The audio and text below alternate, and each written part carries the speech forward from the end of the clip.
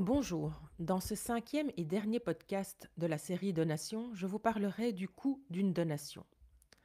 Les droits de donation sont une compétence des régions.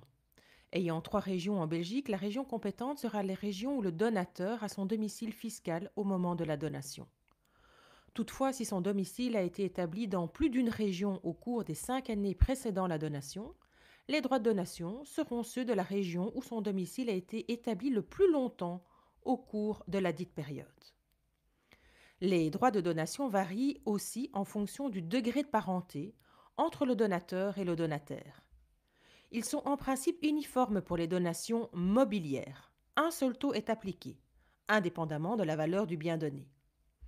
Comme vous pouvez le voir sur le tableau, en Wallonie, le taux est de 3,3% pour une donation entre parents et enfants, petits-enfants, arrière-petits-enfants, etc.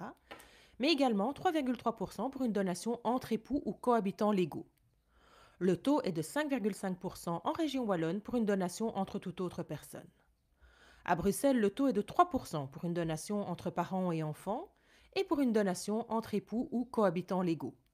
Le taux est de 7% pour une donation entre toute autre personne. En Flandre, les droits de donation mobiliers sont les mêmes qu'à Bruxelles, avec la particularité que les cohabitants de fait depuis plus d'1 an bénéficient également du taux de 3%.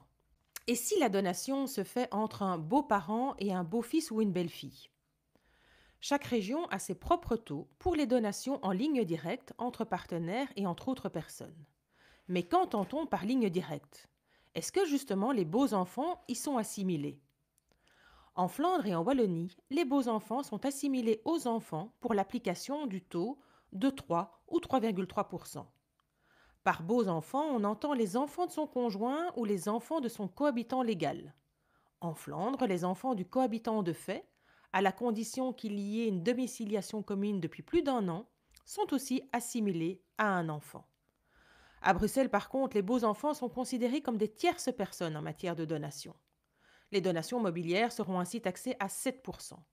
Seuls les enfants adoptés à Bruxelles seront assimilés à la ligne directe. Les donations suivantes bénéficient d'autres taux que ces taux fixes des donations mobilières. La donation d'une entreprise familiale, par exemple, peut à certaines conditions bénéficier d'un taux réduit qui variera à nouveau en fonction de la région dans laquelle se trouve le domicile du donateur. Les donations aux ASBL ou aux fondations privées ont également un taux fixe bien particulier qui va varier en fonction de la région dans laquelle se trouve le domicile du donateur.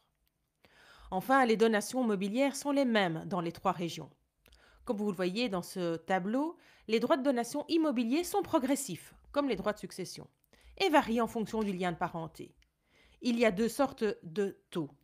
Les taux en ligne directe et entre partenaires, on entend conjoint cohabitant légal, et ils varient entre 3 et 27% dans les 3 régions.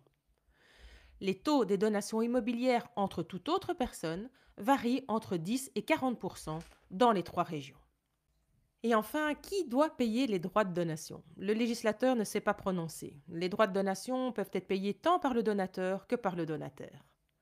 Avec ce dernier podcast, vous savez tout sur la donation. Ses éléments essentiels, ses formes, les modalités que vous pouvez ajouter à votre acte de donation pour donner en toute tranquillité et enfin son coût.